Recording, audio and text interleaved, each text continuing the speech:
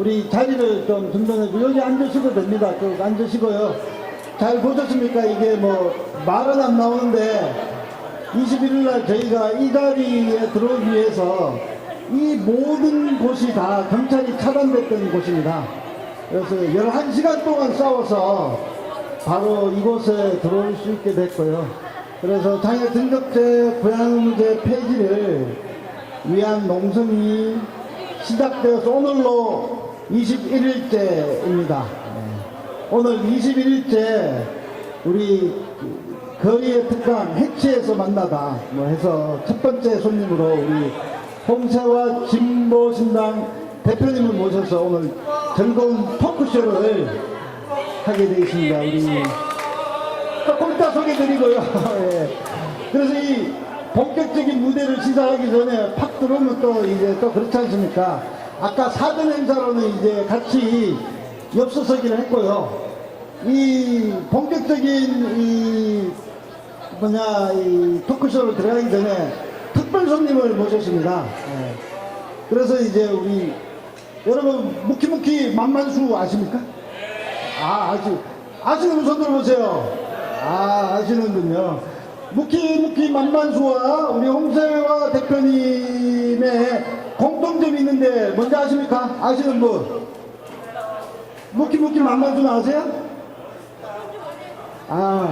예, 우리 무키무키 만만수의 이 히트곡 중에 하나가 파리의 택시 운전사입니다.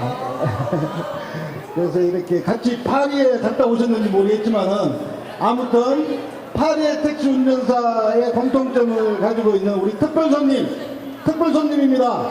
예, 특별손님 모시는데 아직도 저기서 그냥 남몰라라 하고 있지 마시고 이렇게 다 드셨으면 또 좀 모여주시고요. 우리 특별손님인 무키무키 만만수를 모셔서 특별한 공연을 들어보도록 하겠습니다. 힘차게 박수 부탁드리겠습니다.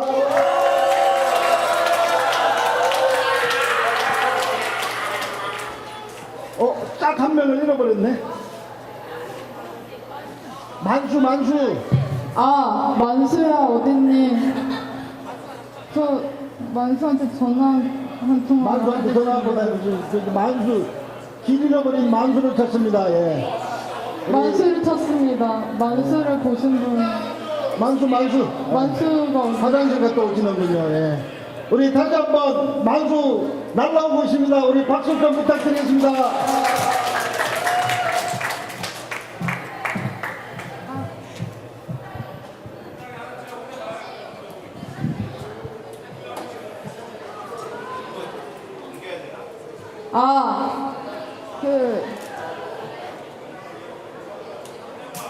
안녕하세요.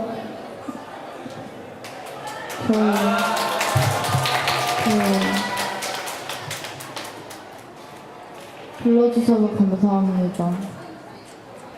됐나요? 저희는 무키무키 만만수고요. 저는 무키무키 만만수의 무키무키입니다. 저는 만수입니다.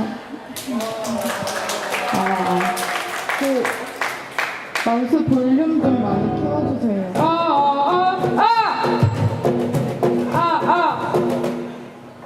마이크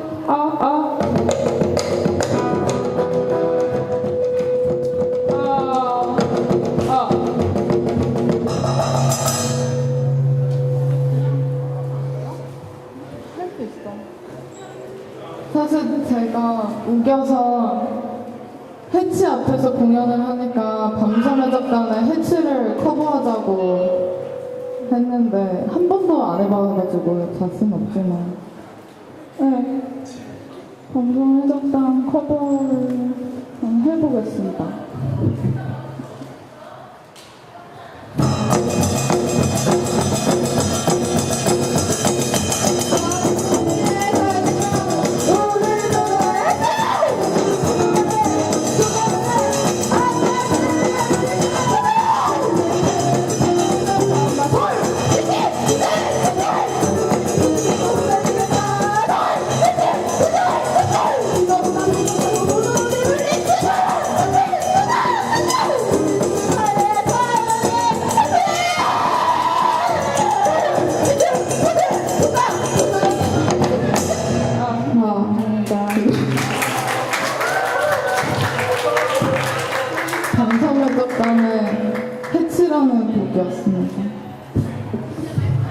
아, 첫 번째 곡은 7번이요.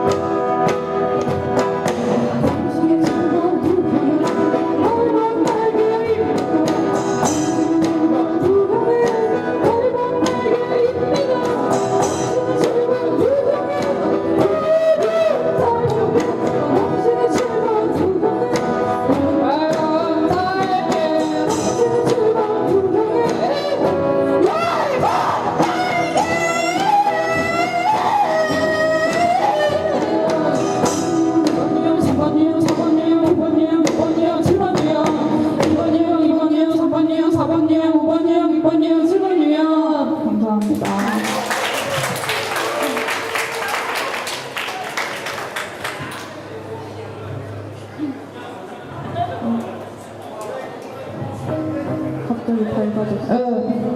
다음 곡은 방화범. 내가 방화범이야!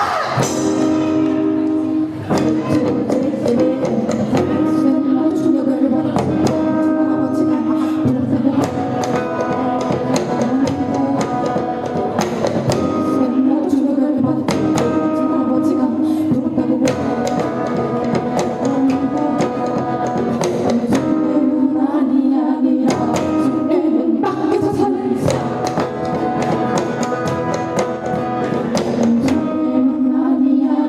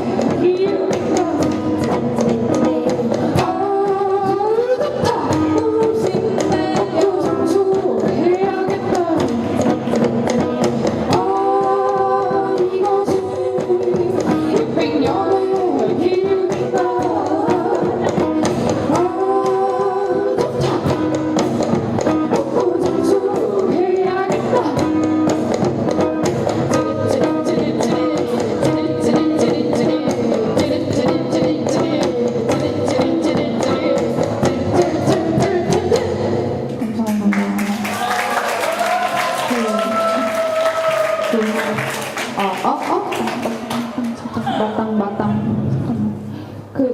불 좀 꺼주실 수 있나요? 학예회 같아서. 너무 어두워요. 방금 곡은 풍류문에 불이 났다는 내용이었습니다. 여기가 좀 공간이 울려서 노래가 좀 제대로 들리고 있는지 모르겠어. 가사가 거의 안 들릴 것 같아. 그쵸. 오늘 불러주셔서 너무 감사합니다. 언제쯤 불러주시나 엄청 기다리고 있었는데. 만수가 노들의 엄청 팬이라가지고 옛날부터 노래를 불렀습니다. 노들에서 왜 안 불러주지? 네, 드디어 불러주셔서 감사합니다. 아무튼 다음 곡은 식물원.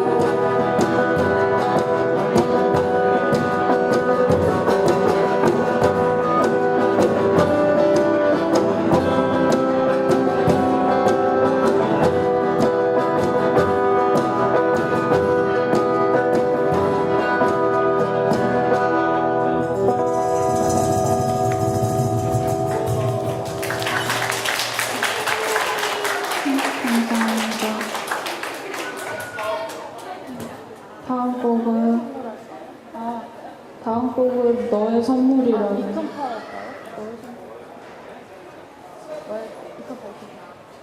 네, 둘 다 합시다. 2008년 석가동이라는 곡입니다.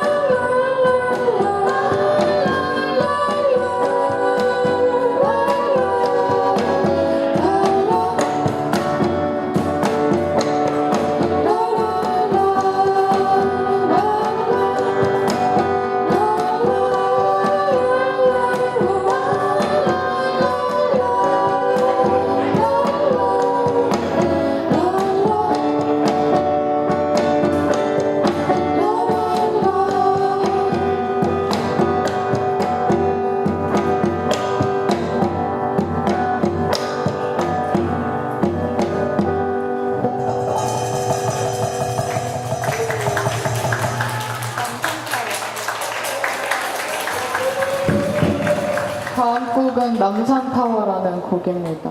하나, 둘, 셋, 넷. 죄송해요. 딴 곡이랑 헷갈렸어요. 아, 생각났죠? 죄송합니다. 다시 할게요. 하나, 둘, 셋, 넷.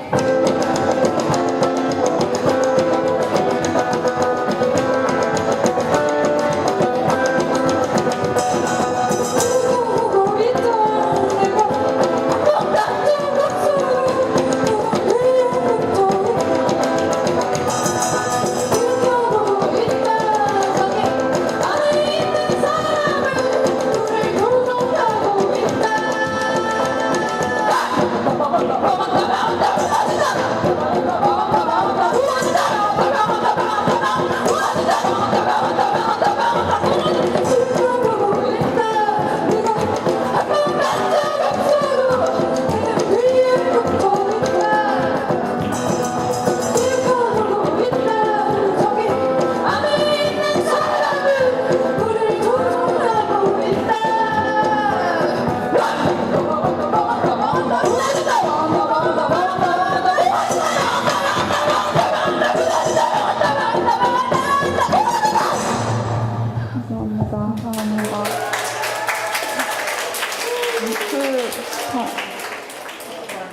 다음 곡은 드디어 히든 트랙. 오늘만 히든 트랙. 나는 파리의 택시 운전.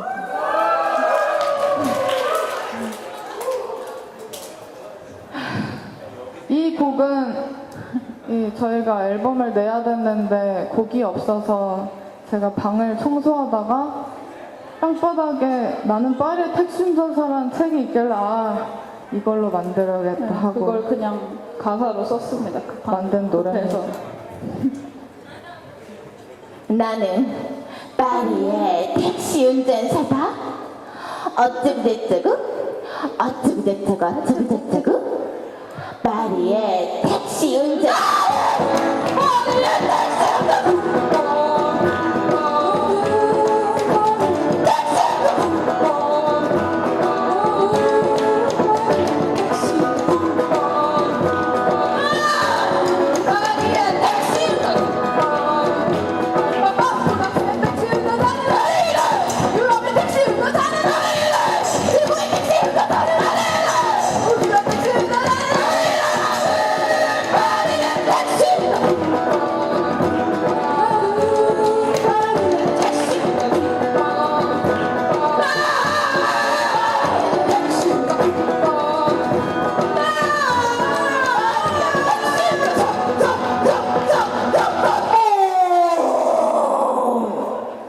삐뽀 뿡빵빵 삐뽀 뿡빵.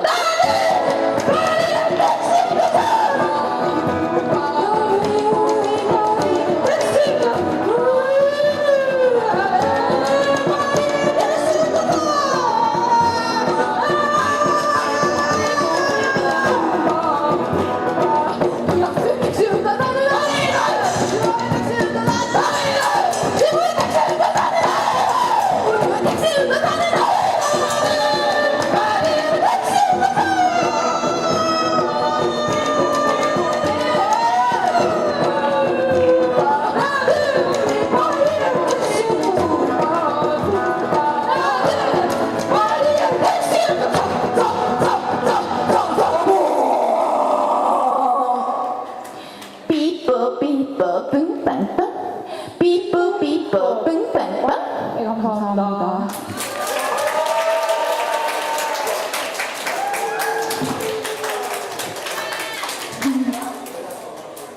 다음 곡이 약간 부끄럽네 오늘은.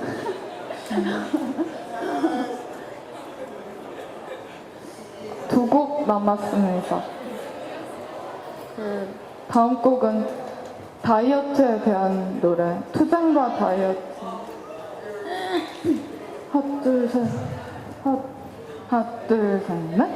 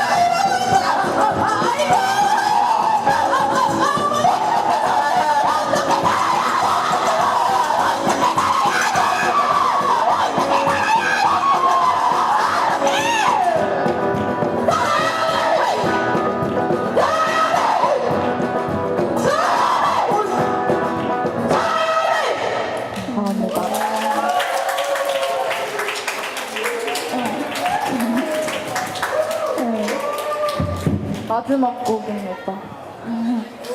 재밌게 보고 있으신가요? 네, 아이고, 감사합니다. 다음 곡은 마지막 곡, 안드로메다 하겠습니다. 네.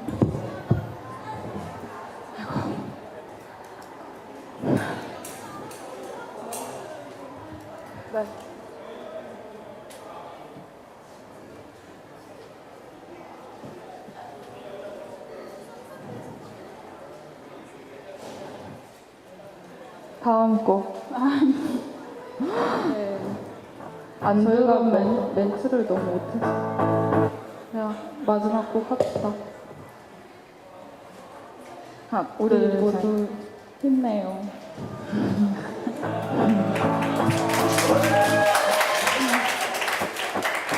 하나, 둘, 셋, 넷.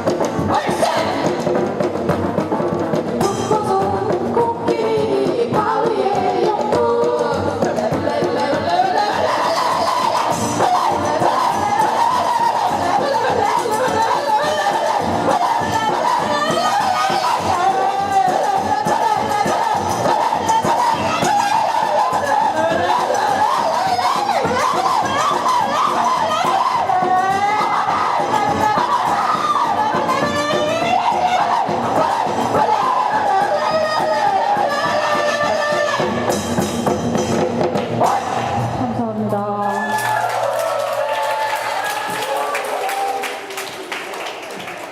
그럼 다음 순서는 홍세아 선생님의 강연이 있겠습니다.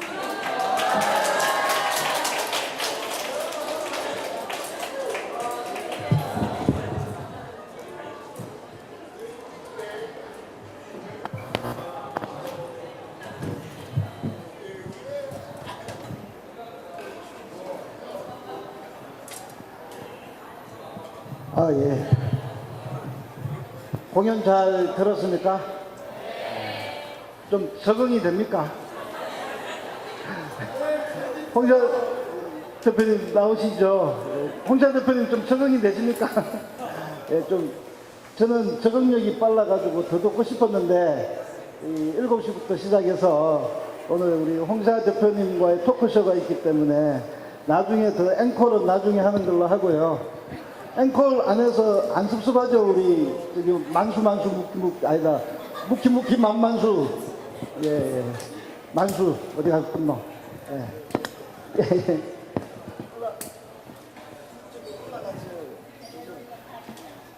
이렇게 앉으면 좀 컨셉이 아닌 거. 컨셉을 준비했는데 이게 좀 잘 안 돼.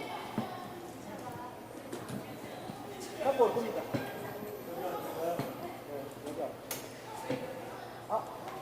좀 그러면 여기 뒷분이 안 보이셔서 이쪽이 탁자 갖고 오기 때문에 좀 올려서 조금 여기 편의 시설이 안 돼 있지만은 잠깐 여기 좀 올려주시고 탁자 좀. 네. 아니. 여기 안 보일 것 같아서. 좀 올려주실래요? 네. 좀 올려주세요. 탁자 의자 좀 세팅을 하는 동안. 선생님 여기 앉아, 중간에 앉으시고. 올라갈게요.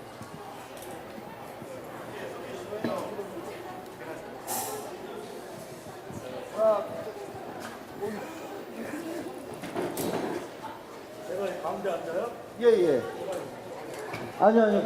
이쪽에 앉으셔야지 협공을 당하십니다. 네, 협공을. 예. 제가 가운데 공포증이 아, 그래요? 예. 가운데는 여기고요. 이쪽으로는 우파들입니다. 이쪽은 좌파고. 예. 가운데가 아니라 여기. 제가 제일 좌파고, 중도 좌파고, 저쪽은 우파고. 뭐 이런.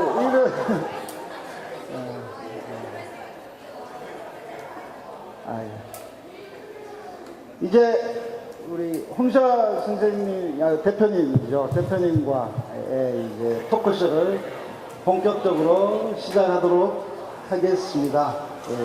우리 만수 묵기는 나중에 다시 앵콜 다시 해요. 예.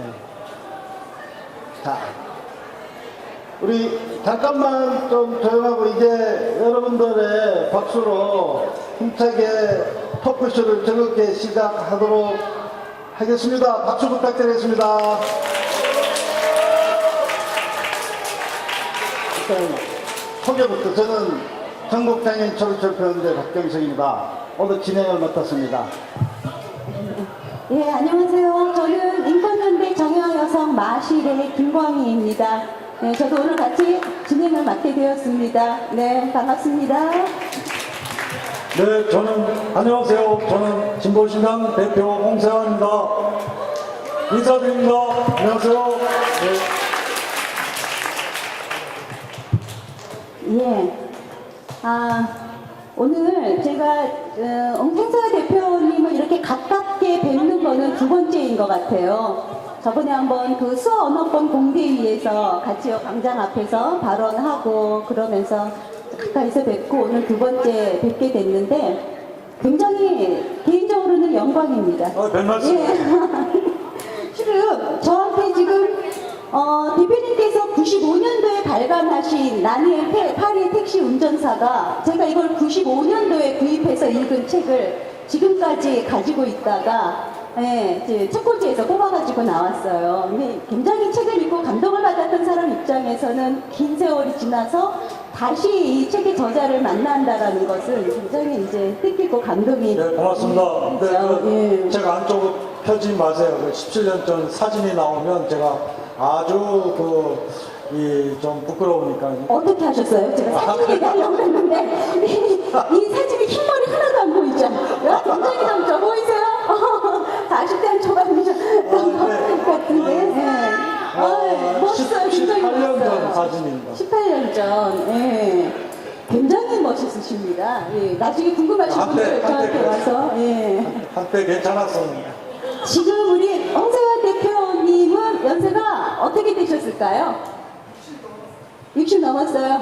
예, 60 넘으셨을 것 같고. 또, 네, 맞습니다. 예.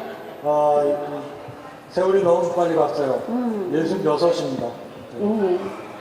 그래서 제가 요새 홍 대표님의 이렇게 에너지에 대해서 다시 한번 생각을 굉장히 이렇게 열정적으로 지금 한 시대를 책임지시면서 활동을 하시고자 하는, 책임이라는 말이 좀 부담스러우실 수 있는데, 예. 마음의 어떤 이 동기와 열정을 가지고 움직이시는 것에 대해서 굉장히 저도 요즘 성찰을 많이 하고 있는데요. 쭉 우리 홍사 대표님 아시는 분은 아시겠지만 79년도에 난민전 사건으로 해서 파리에 출장을 가셨다가 아주 거기서 한 20년 이상을 사시게 되셨어요. 공부를 한 사람은 알 수 있겠지만 또 모르는 사람도 이제 있고 파리에 살다가 오셨대는데 파리에서 택시 운전사를 하셔서 나는 파리의 택시 운전사라는 책을 내셨대는데 난민전 사건이 뭐지? 왜 파리에 계셨지? 하고 궁금해하는 분 있을 수 있을 것 같아요. 좀 간단하게 좀. 네, 그러니까 70년대 후반 말 그때 소위 이제 유신 체제라는 그 시기 박정희 독재 체제였죠. 요즘 아주 좀 뭐랄까 좀 뒤숭숭해요. 그 따님이 이 대선에 뭐 이렇게 대통령 선거에 나온다고 하는 이런 상황인데 아무튼 저는 그 박정희 독재 시대에 그때는 어떤 시대였냐면 국회의원의 3분의 1을 대통령이 지명했습니다. 그런 시절이 있었어요.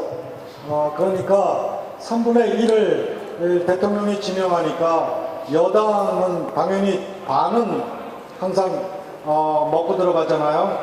그러니까 3분의 1에다가 나머지 3분의 2의 반이니까 항상 3분의 2가 여당의 국회의원인, 그래서 아무 때거나 헌법을 바꿀 수 있는 이런 구조였던 시기였습니다. 하여튼 그 시기에 그 민주화 운동의 일환으로 그 조직에 가담을 했었죠. 그 좀 무서울 거예요. 남조선 민족해방전선이라는 그런 당시 불법 조직이죠.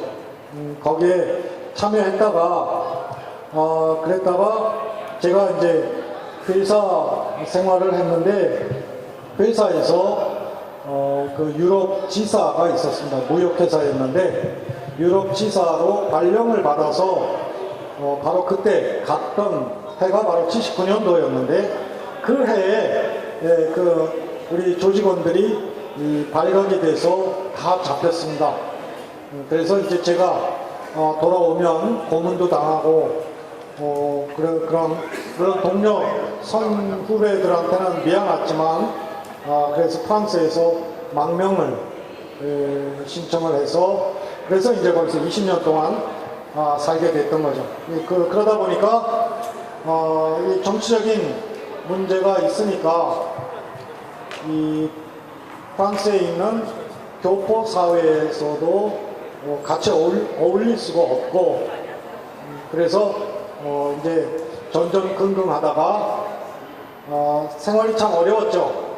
그러다가 이 택시 운전을 해서 이제 근근히 그리고 제 처도 아내도 이제 일을 하게 되고 그런데 아무튼 그렇지만 어쨌든 이 프랑스가 갖고 있는 복지제도의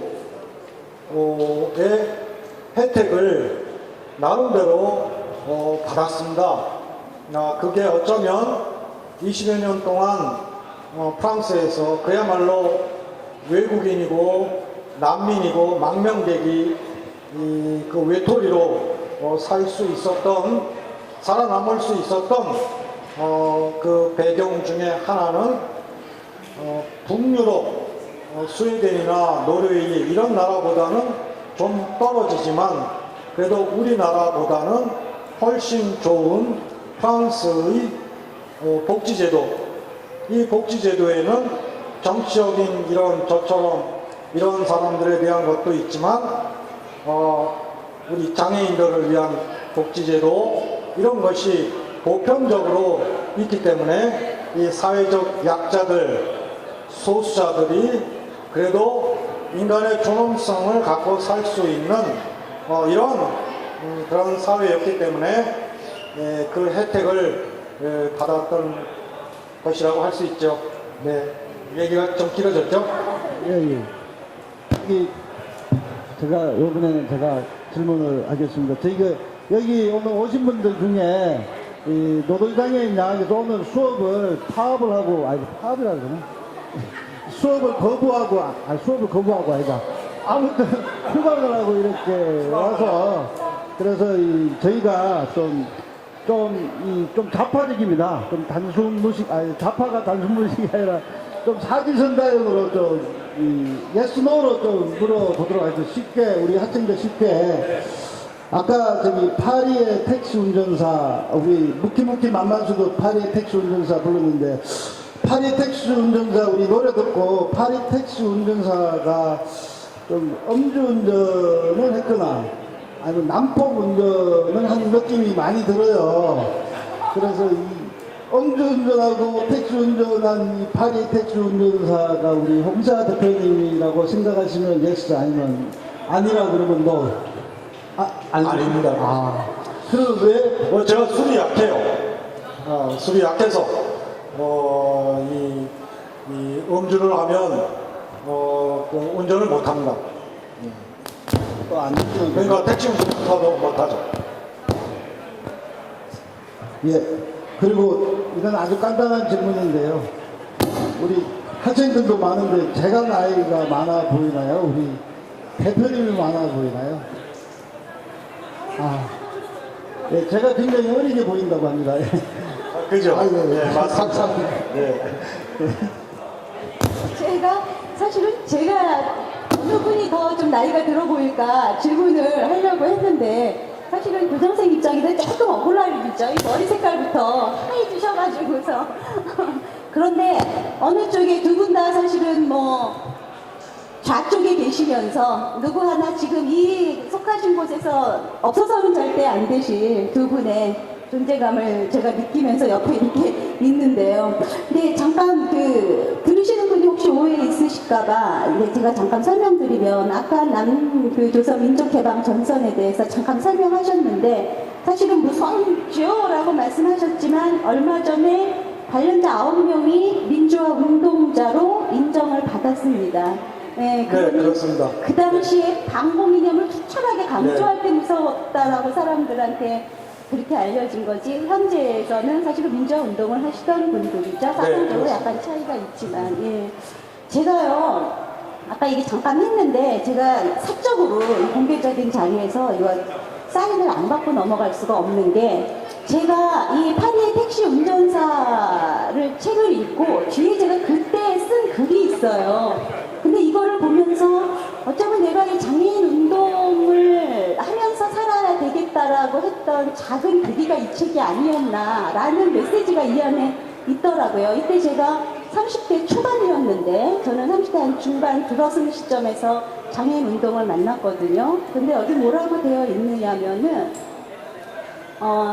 어쩌면은 이 글이 책을 쓰기 위한 글보다는 가슴에 너무 쌓였던 것을 술술 이야기하듯이 풀어낸 것 같은 느낌을 이 책을 읽으면서 받았다라고 쓰여 있으면서 더불어서 이 책이 나에게 한 번쯤은 이렇게 홍사 대표님의 사진을 보면서 이 사진에서 책을 다 읽고 나서 이 사진에서 이분을 사랑할 수 있어 느꼈고, 예.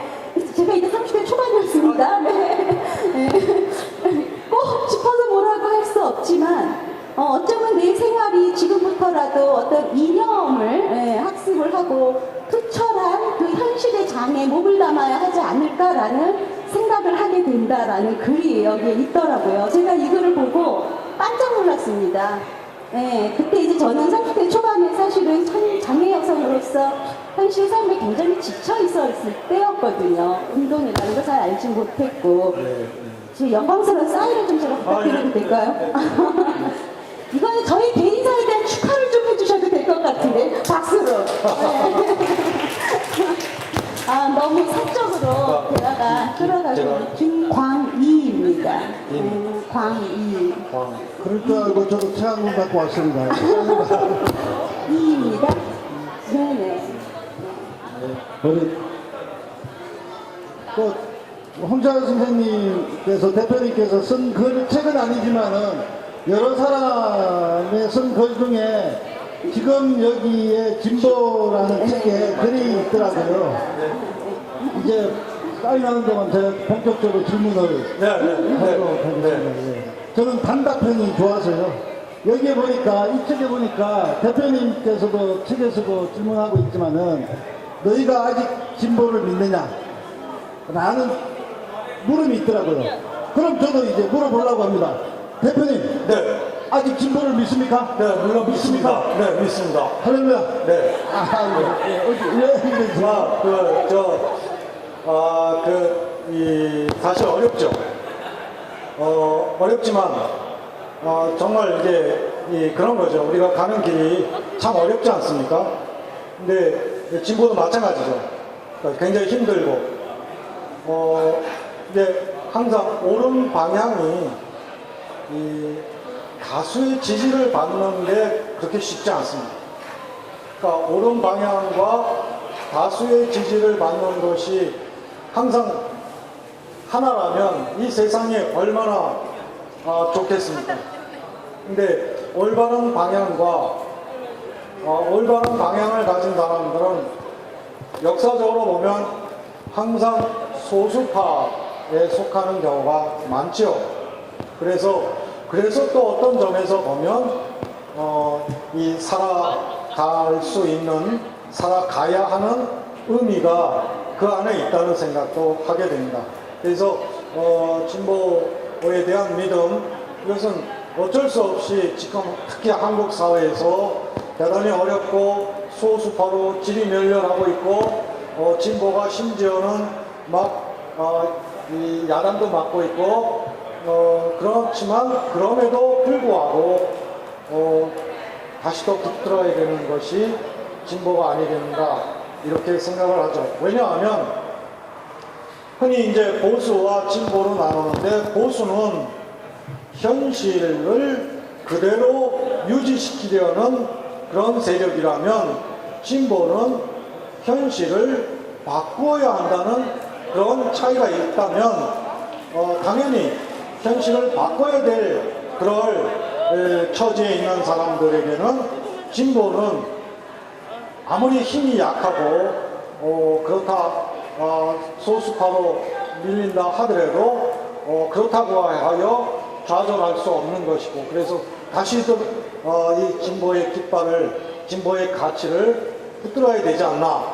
그래서 저 자신 항상 하는 말입니다만은 우리가 가는 길이 어려운 것이 아니고 어렵기 때문에 우리가 가야 한다.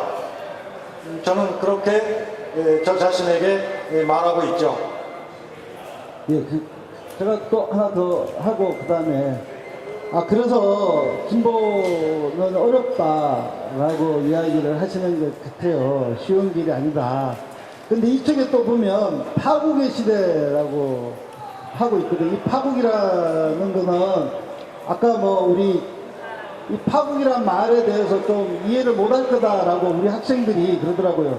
이 파국을 그냥 이야기하면 쫄딱 망했다 뭐 이런 뜻이죠. 잘 이해하시겠죠? 파국 쫄딱 망했다 뭐 이 쫄딱 망한 시대라고 이렇게 이야기하고 계시고 또 우리 대표님의 글에도 이 파국과 절멸 뭐 이런 용어를 쓰시는데 왜 지금 이 시대가 파국이라고 생각을 하시는지. 파국이라면 이제 이를테면 경제적 파국이라고 하면 97년 외환위기를 생각하시면 될 겁니다.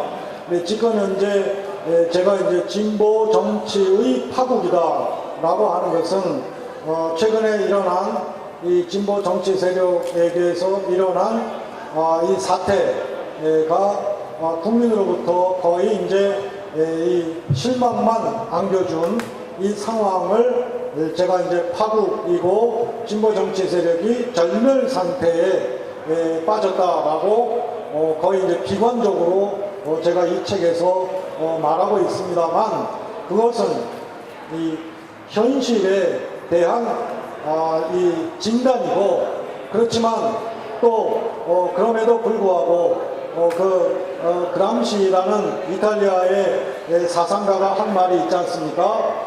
이성으로 비관하더라도 의지로 낙관하라 라는 말이 있으니까 설령 지금 진보가 그렇게 실망을 안겨서 그렇다 하더라도 파국과 절멸 상태에 있다 손 치더라도 그렇게 비관적이고 하더라도 의지로는 낙관해야 된다 이렇게 보죠.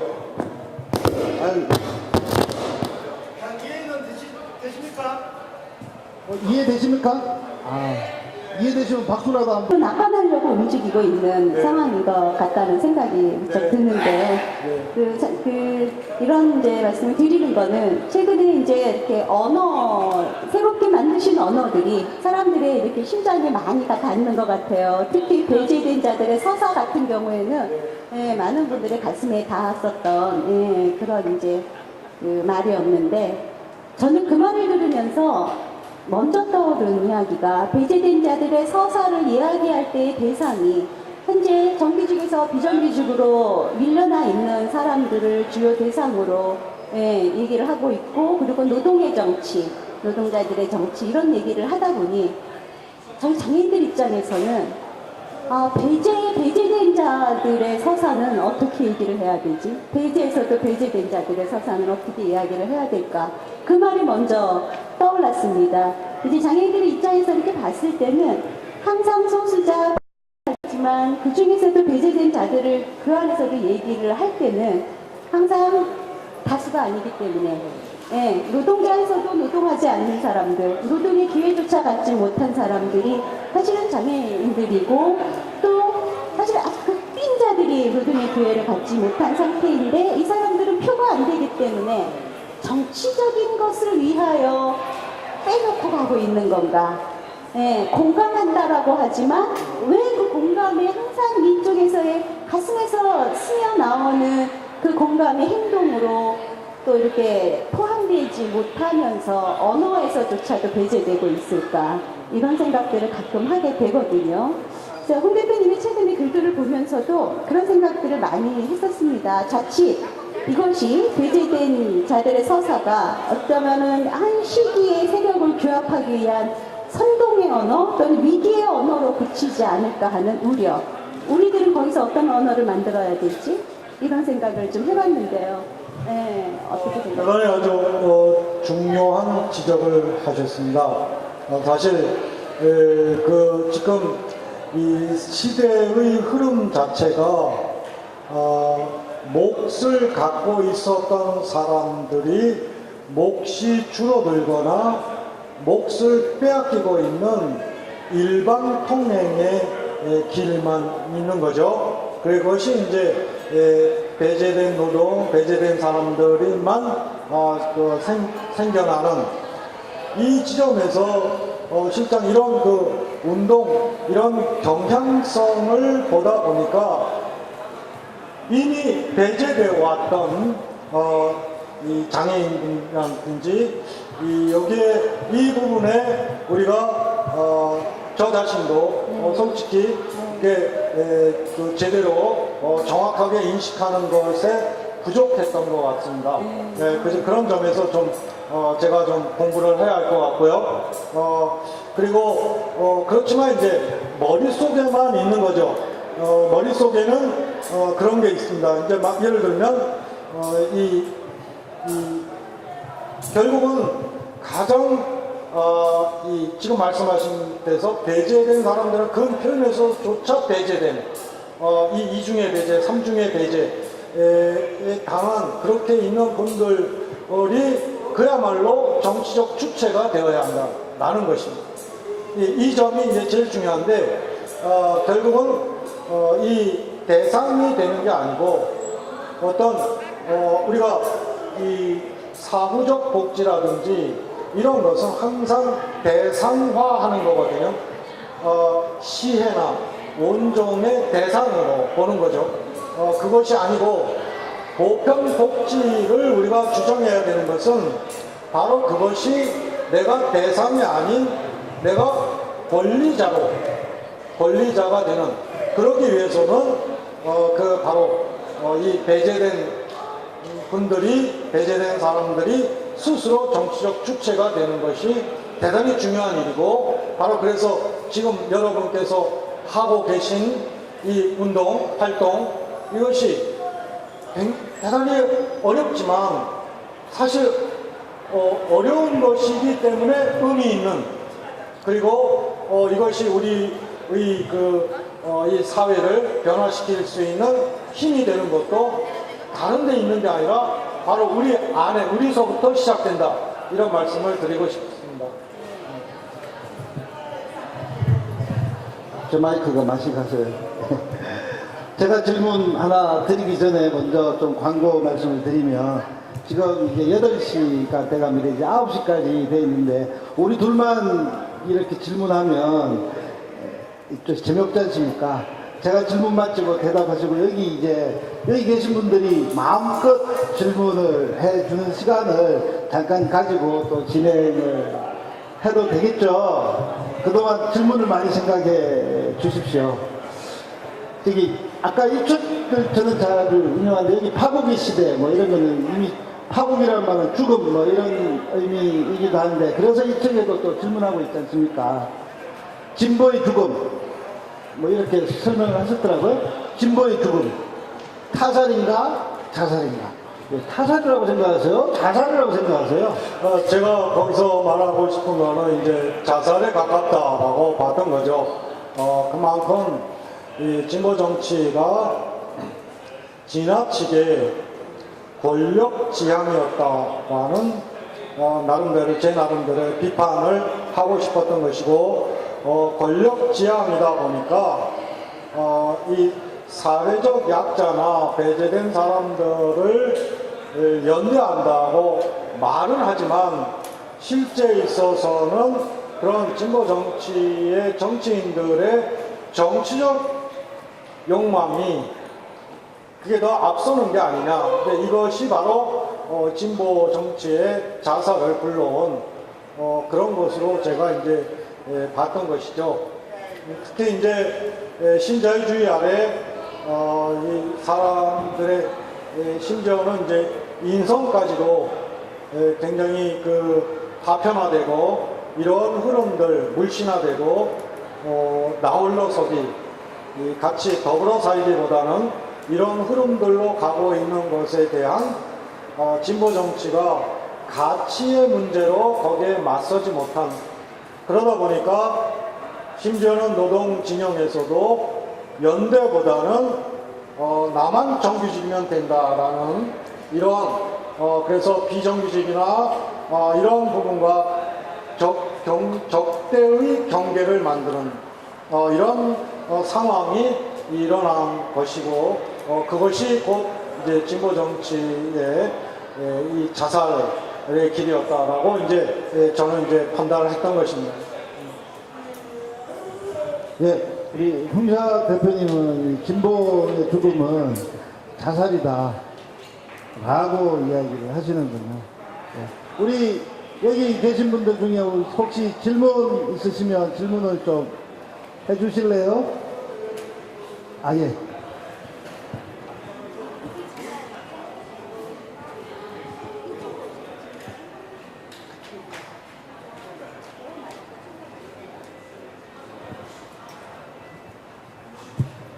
안녕하세요.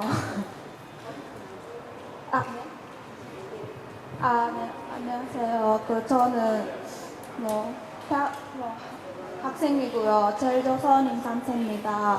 오늘 독서 잘 들었고요. 제가 좀 궁금한 거 있는데, 그러니까 오늘의 이 독서의 지지랑 좀 약간 다를 수는 있는데, 그 앞부분에서, 그러니까 프랑스에서 다른 유럽보다는 좀 뒤떨어지지만 그 한국보다는 좀 선진된 복지 제도를 자기가 외국인으로서 난민으로서 또 만명객으로서 혜택을 받을 수 선진된 프랑스 복지 제도의 혜택을 받을 수 있었다고 하셨는데 그것을 자신을 가리키고 하시는 말씀이신가요? 네, 그렇습니다. 네. 그것에 대해서 제가 좀 위화감이 있는데 위화감이 있어서 그러니까 비록 프랑스에 가게 돼서 거기서 오랫동안 머무르게 되었던 이유 자체가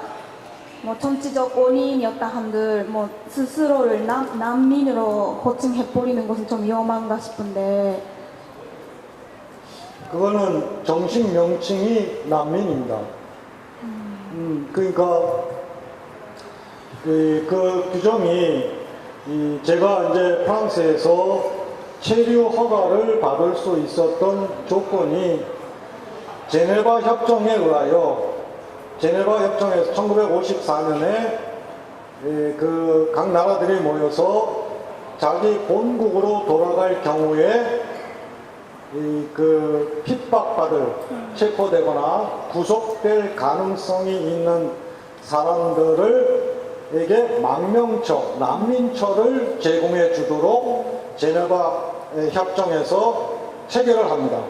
거기에 이제 프랑스도 참여를 했던 거죠. 그러면 이 난민이 어떤 조건일 때 그걸 허용하는가? 말하자면 쉽게 얘기해서 망명을 어떤 경우일 때 받아들이는가 하면 5가지 조건입니다.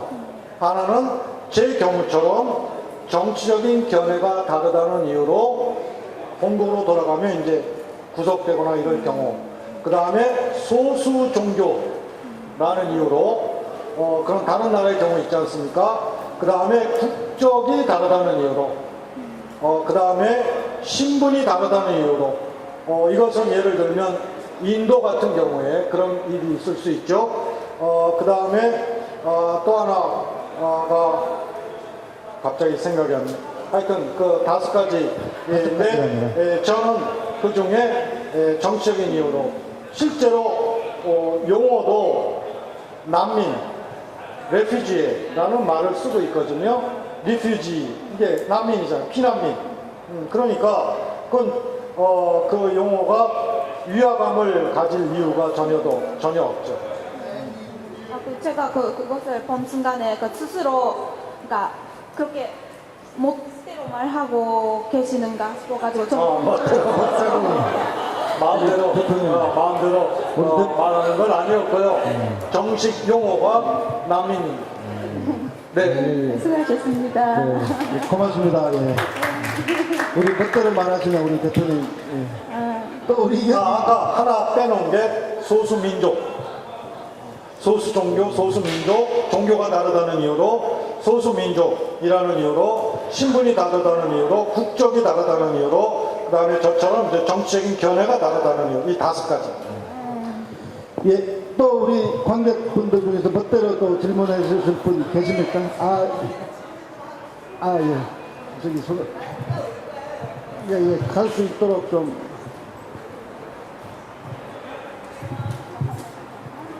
예. 마이크가 가고 있습니다. 예. 너무 멋대로 나가지지 마시고 주제에 조금만 근접해 주시기 바랍니다. 염려하지 마십시오. 안녕하십니까. 김진옥입니다.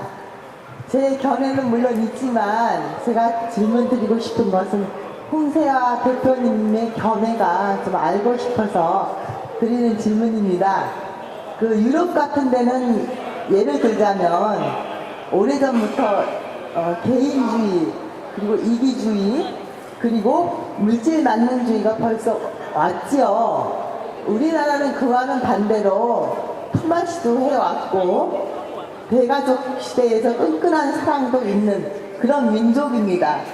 그렇게 대조적인 그 민족 정신을 가지고 있지만 현재 돌이켜보면 아까 프랑스 얘기도 말씀하셨지만 그럼에도 불구하고 유럽은 벌써 복지 선상에 올라와 있습니다. 그런데 우리나라는 막 작게 크게 굉장히 많은 사회적 소수자들 그리고 전문가들이 함께 뭉쳐서 많은 운동을 하고 싸워왔지만 아직도 복지는 미상입니다. 아까 얘기하셨지 않습니까? 자살이라고 진보가. 그런 그 현상을 일으키는 핵심 요인이 무엇이라고 생각하시는지 알고 싶습니다. 대단히 중요한 질문인데요. 그 답변을 드리기에는 꽤 오랜 시간이 필요할 것 같아요. 근데 아무튼 그래도 제 나름대로 말씀을 드리겠습니다. 지금 질문하시면서 아주 중요한 지적을 하셨습니다. 유럽 사회에는 유럽인들은 개인주의자들이고 그리고 물질 만능의 그런 전통을 갖고 있었는데 우리가 오히려 품앗이라든지 같이 더불어 사는 이런 그 전통도 있었는데 지금은 이게 완전히 뒤집혀진 게 아니냐. 사실 그렇죠. 예를 들면 제 아이가 지금 파리 일대학에서 대학원을 다니고 있는데 1년에 내는 돈이 우리 돈으로 한 55만 원 정도 됩니다. 그러니까 거의 1년치 그러니까 55만 원 그 중에 30 몇만 원이 건강보험료입니다. 그러니까 학비가 거의 없다는 얘기거든요. 자, 그러면 이 거꾸로 된 거죠. 우리는 더불어 산다고 하면서 학비는 전부 개인이 다 내야 되는데 거기는 개인주의라면서 그 개인의 공부하는 비용을 국가가 다 내주는 이 뒤집혀진 거죠. 이것이 어디서 왔을까? 저는 다른 것보다도 이 근대 시민의식이라는 이 부분이 핵심이 아닌가라는 생각을 해요. 근대의 시민, 특히 이제 공화국의 시민, 공화국이라는 말을 여러분이 영어로 써보시면 아시는데 리퍼블릭입니다. 그죠? 거기에 가장 핵심적인 가치가 퍼블릭입니다. 리퍼블릭에 그래서 리퍼블릭인 것이죠. 그래서 공공성이 공익, 공공성이 근대 공화국의 핵심적인 가치예요. 근데 그들은 유럽 사회는 그것이 이 근대 국가를 획득해 나가는 과정 속에서 그 공익, 공공성의 가치가 살았다면 우리는 그 과정이 생략됐죠.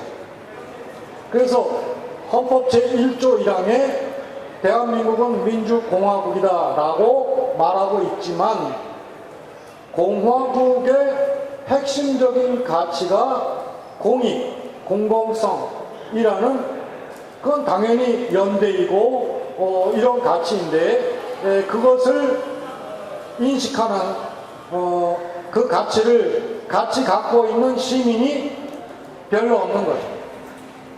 그러다 보니까 각자가 다 사익만 추구하는, 그래서 서로 경쟁하는 이런 상황으로 치달은 그런 차이. 그래서 저는 근대의 시민의식, 이게 핵심적인 차이가 아닌가, 저는 그런 생각을 합니다. 아, 그러면 잠깐만요. 퍼블릭이 대한민국은 민주공화국이다 해서 공화의 공공성을 강조하는 말이 퍼블릭인 거죠? 리퍼블릭이죠. 네. 그러니까 한국말로 퍼블릭. 공화국이죠. 근데 그게 RE 다음에 퍼블릭이거든요. 그 말 자체가 라틴어에서 온 것인데 그 레스푸블리카라는 라틴어에서 온 말로 어원을 그대로 옮기면 공적인 일입니다. 공적인 일. 그러니까 군주국은 국가가 군주의 사적인 일인데 공화국은 국민의 공적인 일이다라는 의미예요. 그러니까 그래서 국가는 국민의 공적인 일을 위해서 국가가 작동해야 그렇죠. 한다. 그러니까 공익, 공공성이 가장 핵심적인 가치인 겁니다. 네네.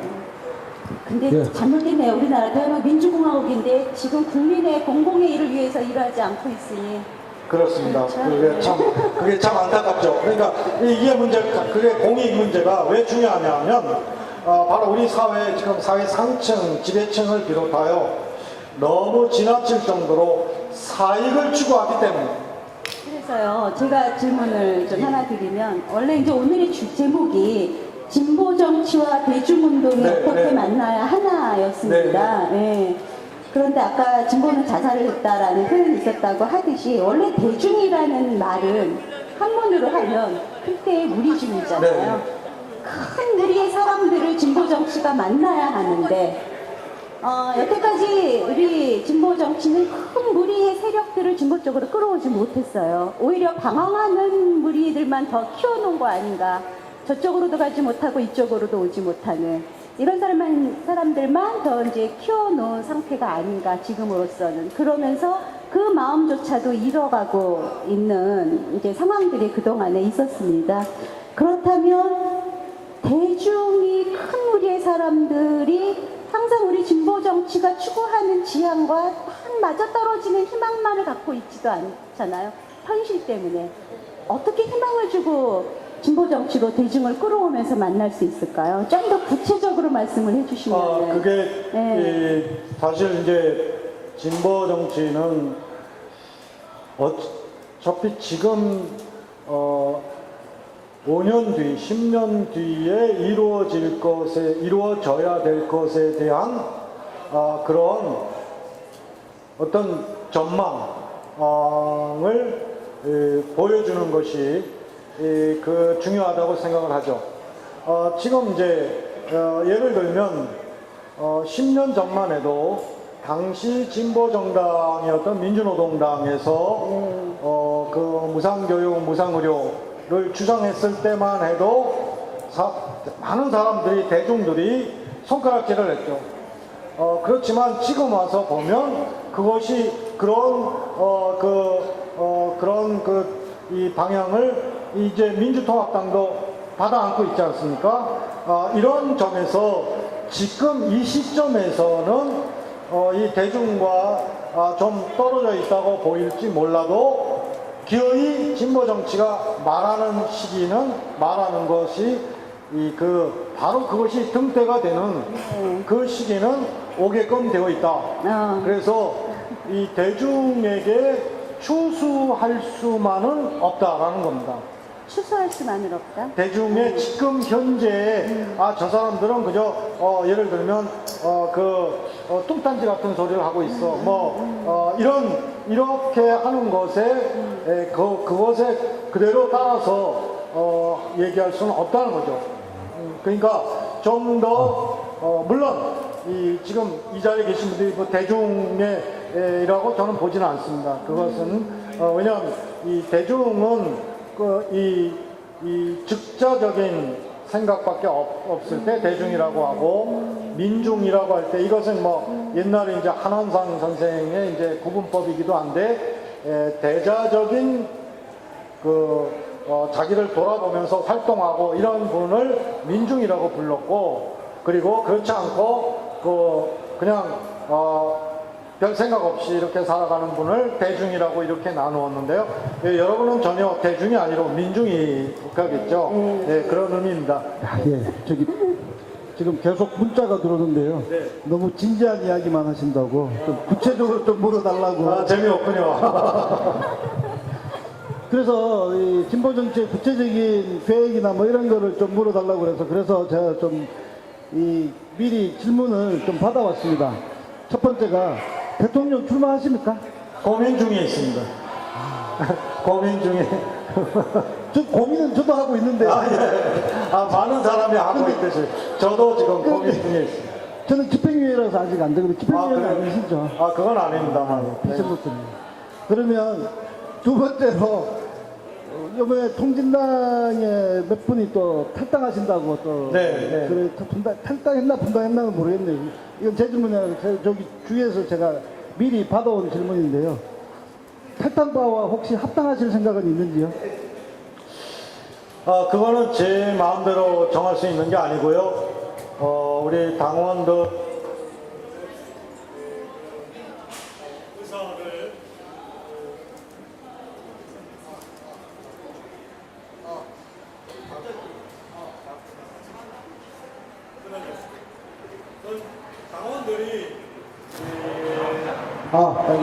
당원들이 어떤 이 당원들의 의사 결정이 필요한 것이죠. 그건 이 대표가 이렇게 하자 그래서 되는 게 아니고, 근데 이제 사실 우리 진보신당 당원들이 이 통합과 통합 논쟁, 통합 독자 논쟁, 그다음에 통합 진보당으로 당명까지 이제 통합 진보로 통합했다 진보신당이 있는데 이렇게 당명을 만든 거 이런 것에 의하여 굉장히 상처받은 게 있습니다. 그것을 그 진보신당 당원들의 처지에 서보면 그 의미를 좀 알 수 있을 것 같아요. 네. 예. 마지막으로 여기 6가지 있는데 줄여서 한 가지만 더 여기 이 플로우 질문을 좀 정리를 해서 유명한 저자이신데 최근에 읽은 책 중에서 혹시 추천해 줄 책이 있습니까? 자본주의와 그 적들이라는 책인데요. 조금 어려울 수도 있는데, 이게 이제, 미국의, 그 공영방송에서, 미국의 촘스키라든지 이런 여러, 이 자본주의에 대한 비판적인 사상가들과 이 앵커가, 그러니까 이 진행자가 자본주의에 대한 문제를 대해서 끊임없이 그 대화를 여러 학자들과 한 것을 이제 모은 책입니다. 자본주의와 그 적들이라는 책인데, 제가 그 맞으면 아마 돌베개 출판사에서 나온 걸로 기억하는데, 그 작년에 나왔습니다. 대단히 좋은 책이에요. 자본주의를 특히 신자유주의 아래 지금 현재의 자본주의, 금융자본주의 위기 상황이나 앞으로 어떻게 될 것인지에 대한 그런 전망이나 이런 것을 꽤 의미 있는 그런 책이었습니다. 예. 자본주의와 적들 잘 기억해 주시기 바랍니다. 이제 또 다시 여기 우리 참여하신 분들 중에 손을 적극적으로 들고 계셔서 예, 이야기해 주실래요? 이게 좀 나와 주실 수 있는 분들은 좀 나와서 이야기를 예. 예, 제가 21살짜리밖에 안 되는 장애인 야학에 다니는 박광현이라고 합니다. 예. 그런데요, 제가 지금 다 듣긴 들었는데 지금 질문할 거는요, 지금 방금 그 대통령 선거에서 나오실 거라고 생각을 하셨는데요. 고민하신다고요. 네. 그렇다면요, 그러면 그 박근혜 후보나 그 다른 그 아직 나오지는 않았지만 그 안철수 교수나 뭐 그런 쪽으로는 그런 분들한테는 어떤 생각을 하시고 그런 거나 그런 걸 제가 물어보고 싶어서 그런 거예요. 예. 무슨 말씀인지 알겠습니다. 우선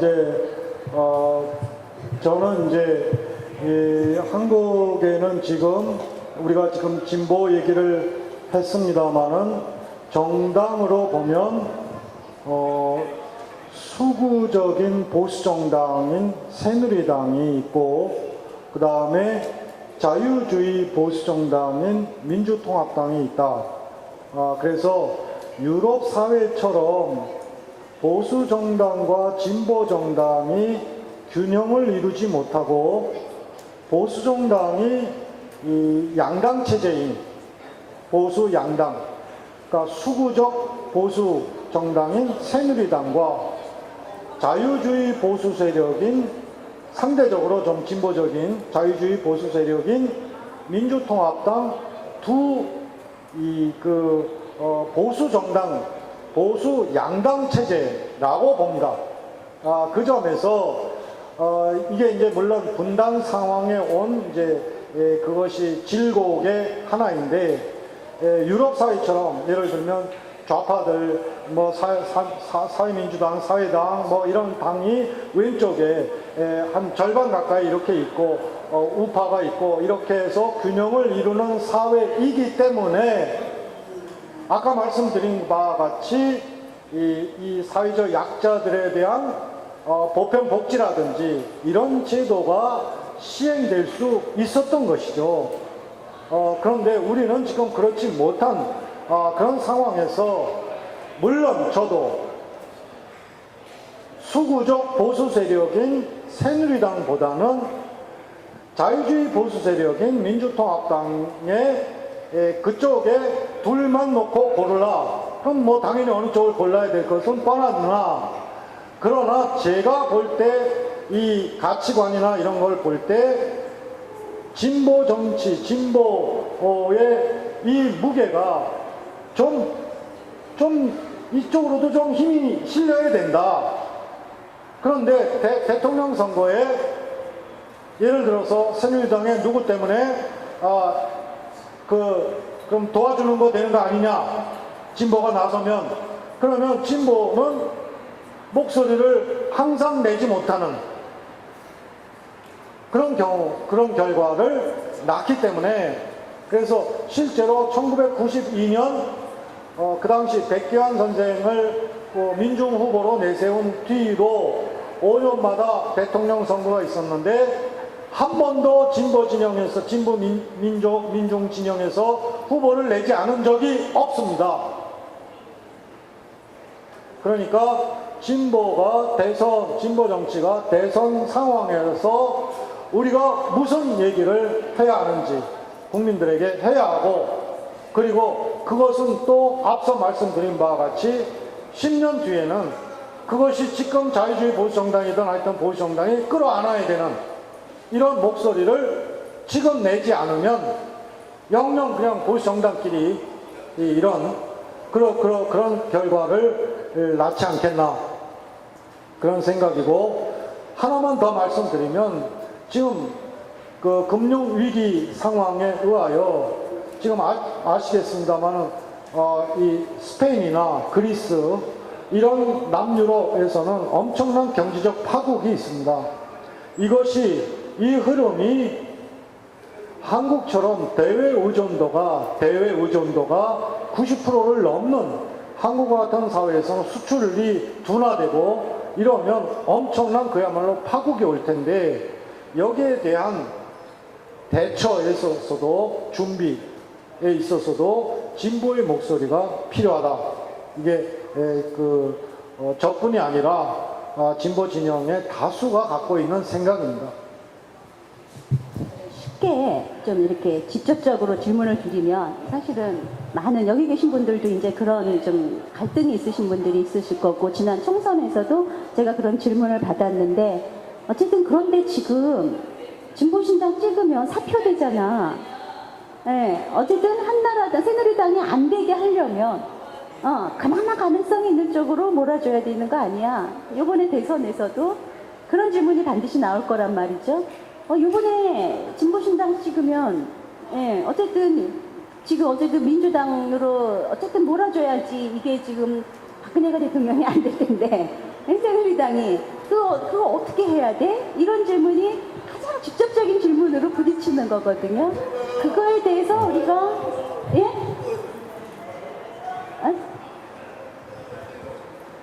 뭐라 그랬지? 뭐 아무튼 무슨 질문을 하고 싶은데 계속 네. 하시면 네. 돼요. 좀 알아서. 질문하실 거예요? 아니. 공감한다고요? 어떻게 하면 좋을지? 그게 헷갈린다. 저는 동의한다는 그런 헷갈림이 있다라는 말씀이시고요. 교장 선생님이 해석을 학생인데 못하시네, 저보다. 그 질문에 어떻게 하면 우리가 이런 질문에 좀 더 이런 경제 위기나 이런 것들을 대처하기 위해서 긴 안목을 갖고 우리 할 수 있는 얘기들이 있습니다. 네, 지금 방금 이제 긴 안목이라는 말씀을 하셨는데, 사실 그거죠. 제가 그냥 하나 이 얘기를 할게요. 이 진보신당이 지난 총선에 4.11 총선에서 고향이 4개 선거구가 있는데 딱 한 군데에서 나갔습니다.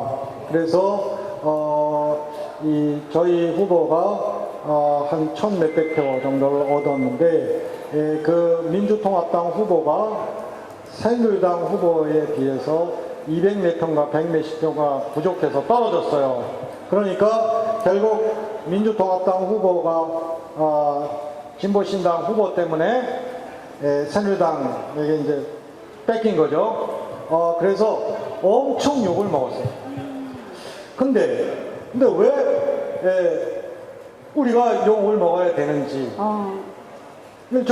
사실 좀 따져보자요. 그러면 진보 진영의 소수파는 국회의원에 나갈 권리가 없나? 너무나 당연한. 그렇다면 대통령 선거에 나갈 권리가 없나? 이런 아주 근본적인 질문이 필요하고, 또 그 당시에 엄청나게 며칠 동안 욕을 먹었는데, 한참 지나고 나서는 민주통합당에서 진보신당을 그 지역회의나 이런데 무시하지를 못해요. 참 흥미롭죠. 만약에 아예 후보를 안 냈다 그러면 다른 지역에서 그렇듯이 철저하게 무시당합니다. 안 내면 네. 다른 지역이 다 그렇거든요. 후보를 못 낸 지역에서는 후보를 못 냈기 때문에 저 사람들은 존재가 없는 사람들이에요. 그나마 후보를 냈기 때문에 목소리를 낼 수 있으니까 인정을 해주는 거예요. 네, 그래서 기회를 갖게 되는. 네, 그렇습니다. 그러니까 이게 참 그냥 단순하게 판단할 수 있는 것은 아니라고 생각합니다. 네. 어떻게 좀 답이 그러면 되셨어요? 우리 대표님 말씀은 새누리당이나 아니면 이 야권의 통합의 선택의 문제가 아니라 우리의 선택은 무시당하느냐 욕먹느냐 요 두 가지 선택. 너무 저도 굉장히 단순 무식하죠. 그죠? 죄송합니다. 또 어디 질문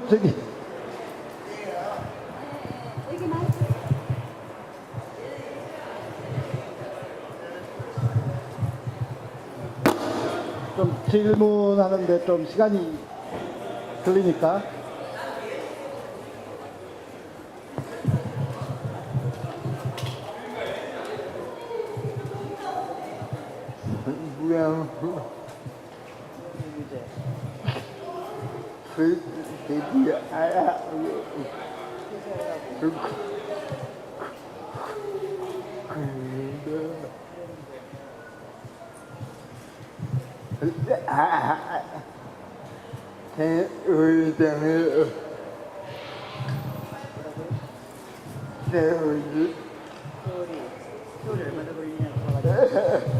아, 저기 부양의무제를 폐지했으면 하는데 세월이 얼마나 걸릴 것 같냐고 물어보고 싶어요.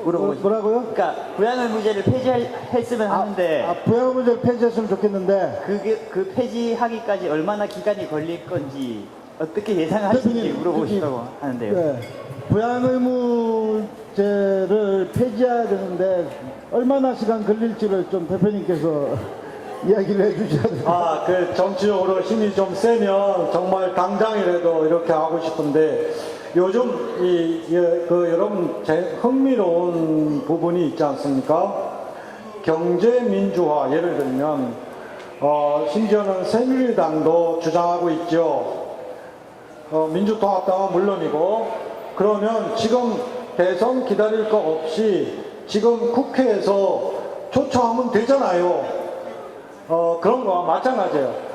지금 이제 대선을 향해서 지금 부양 의무제 이렇게 우리가 요구하고 있는데 정말 물론 대선 때문에 이렇게 하지만 나중에 대통령 된 뒤에 이런 거보다는 그럴 거면 지금 왜 못하냐 이런 주장을 펴야 된다고 저는 생각하죠.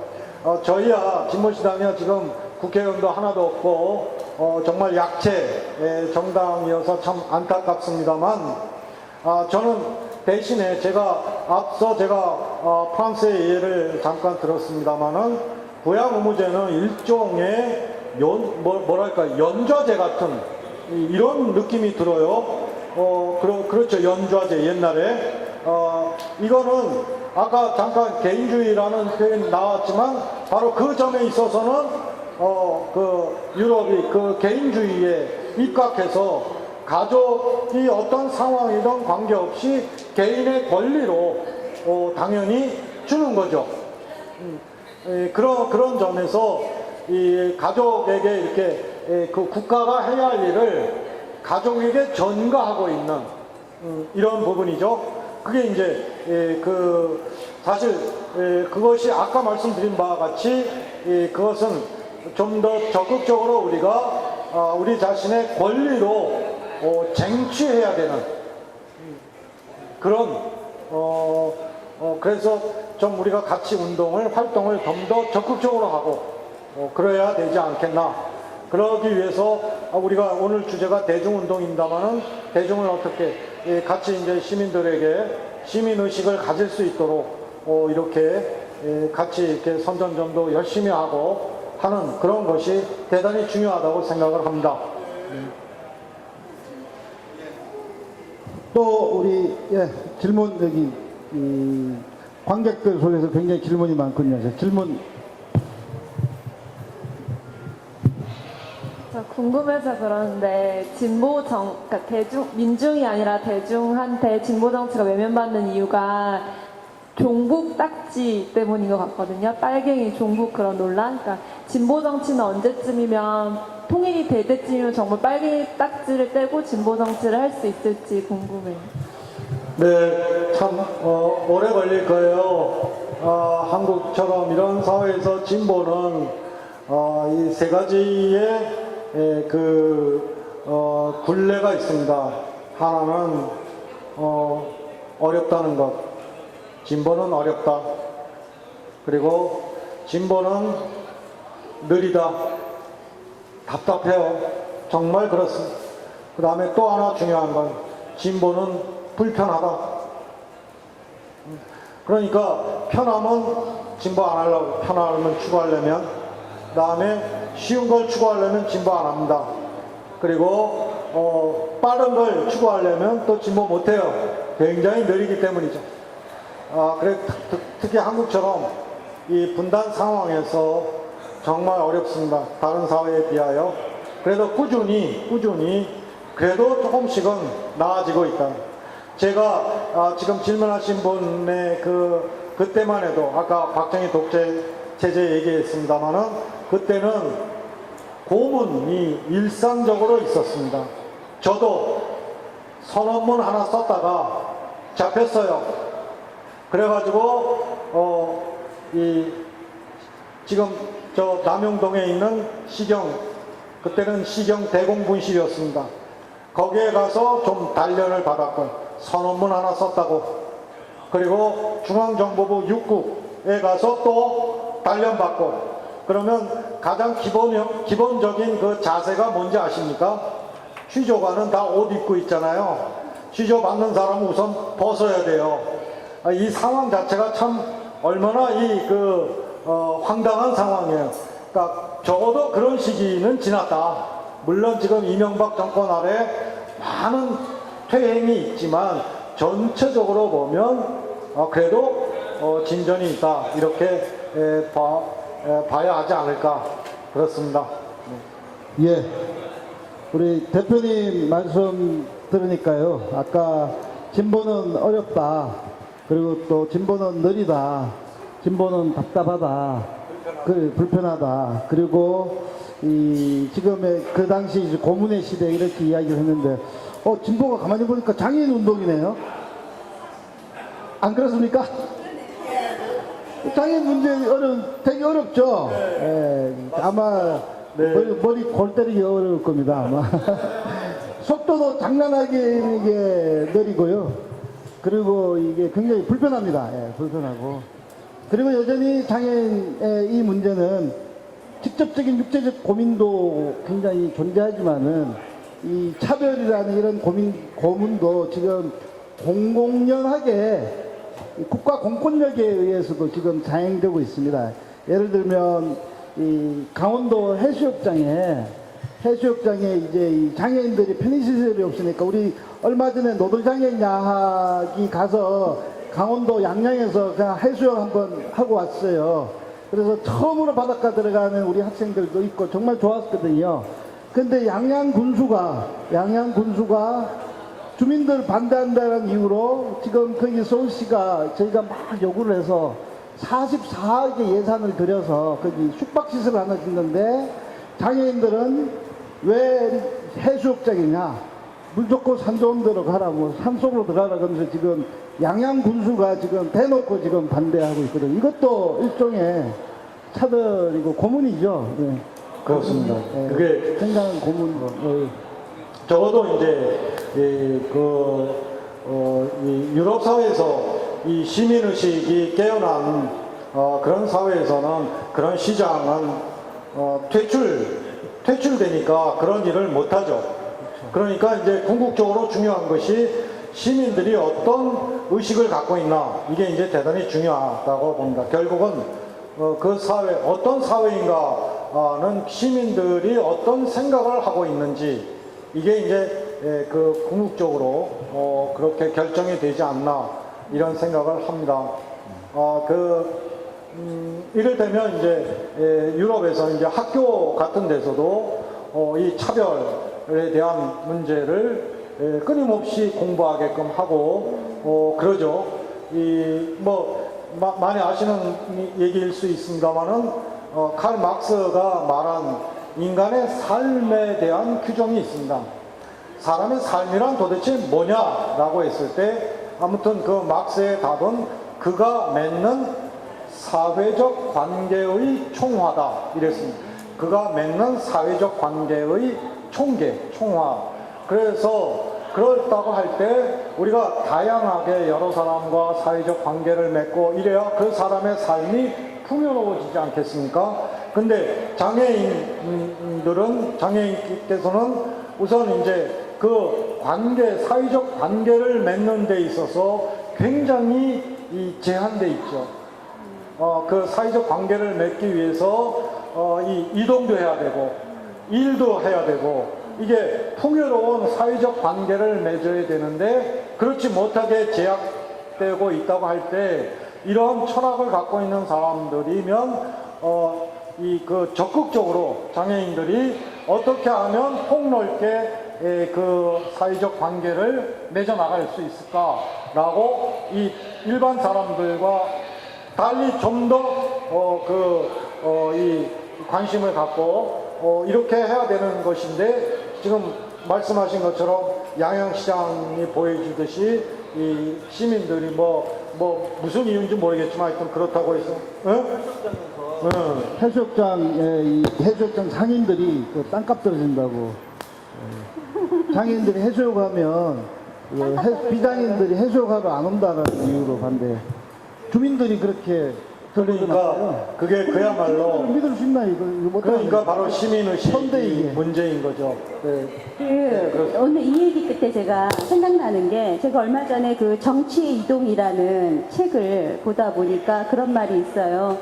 그 자유주의자들은 사실은 덜 자유주의적인 행태를 보여서 문제이고 평등주의자들은 진보 세력은 사실은 제대로 평등주의적이지 못해서 문제이다. 라는 이야기를 했는데요. 이 얘기 끝에 우리 여기 계신 몇몇 분들의 가려운 데를 제가 조금 긁어주는 질문을 좀 하자면 아주 제가 아까 초두에도 잠깐 질문이 있었는데요. 왜 우리 진보라고 자처하는 분들이 우리 장애인들과 제대로 만나지 못하는가? 아니면 만나는 방식을 모르는 건가? 네. 맞는다고 저기서 또 이제 말씀을 해주시는데요. 이를테면, 이번에 진보신당 당사가 이사를 갔습니다. 이사를 갔는데, 휠체어, 우리 전동 휠체어 타신 분들은 특히 우리 당원들은 진보신당 당사를 접근하기가 어려워요. 굉장히 언덕에 있고, 화장실을 들어갈 수가 없어요. 진짜 뼈 아픈 이야기를 하시는군요. 근데 이거는 한 장소에서 같은 뜻을 가진 사람이 한 장소에서 만날 수 없다는 것처럼 아픈 거는 없거든요. 그렇습니까? 제가 확인했는데요. 이 화장실도 갈 수 있고 처음 계약할 때 그거 다 확인했거든요. 그럼 제가 다시 확인하겠습니다. 좁아서 못 들어가고요. 좁아서 안 돼요? 그런 바로 제가 조사단을 확인하고 분명히 확인했는데 그럼 다시 한번 재확인하겠습니다. 제가 이제 이런 얘기를 드리는 이유는 뭔가 늘 함께 하고자 말을 항상 하시고 활동을 하시는 말씀하신 대중이 아닌 민중들은 사실은 서로가 서로한테 얼마 전에 강상구 부대표님한테도 그런 얘기를 하시던데 스며 있어야지만 의식할 수 있다라고 하는데 입으로만 얘기를 하는 게 아니라 그것이 바로 근데 왜 우리는 사실은 저는 아까 전장님 말씀하셨는데 오랜 인연을 갖고 지금 10년 이상의 인연을 맺고 있는데도 여전히 왜 스며 있지 못하는가.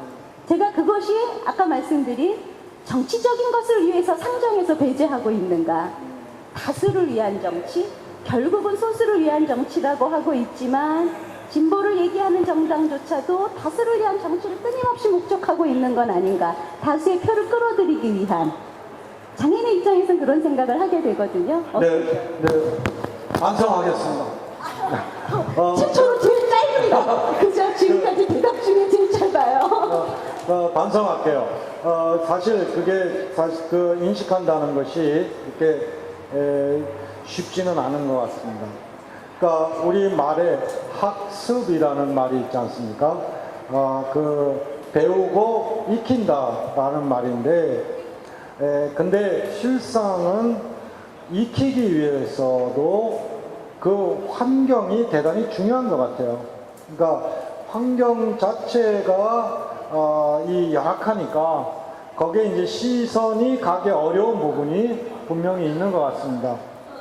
그래서 그걸 이제 끊임없이 이제 자기 성찰을 해야 되고 부족한 부분 이런 걸 그래서 이런 만남을 통하여 이런 정말 지적을 받고 이런 걸 통하여 저희의 부족함을 인식하고 그걸 개선시키려고 하는 노력 이런 것이 당연히 이제 말씀하신 대로 스며들어야 되는 대단히 중요한 말씀을 하셨습니다.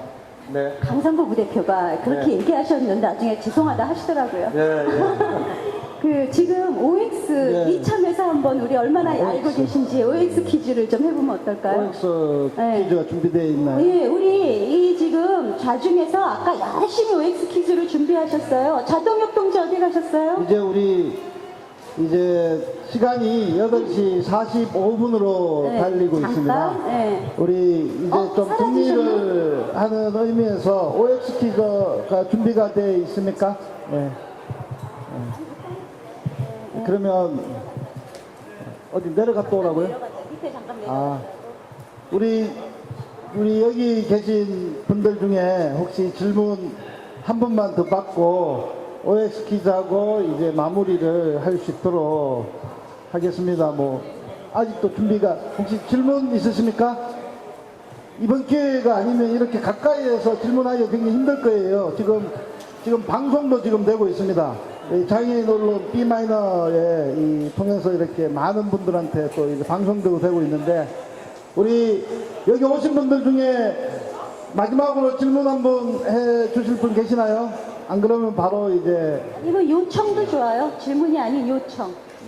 아, 우리 저쪽에 네. 뒤에서 먼저 드셨네요. 잠깐 전동 타고 이쪽으로 오시겠어요? 마이크 닿게. 준호 사실 선생님. 네, 그러면 여기도 듣고 우리 저쪽에 듣는데 우리 장애인 먼저 이 운동도 있고 자신을 소개해 주시고.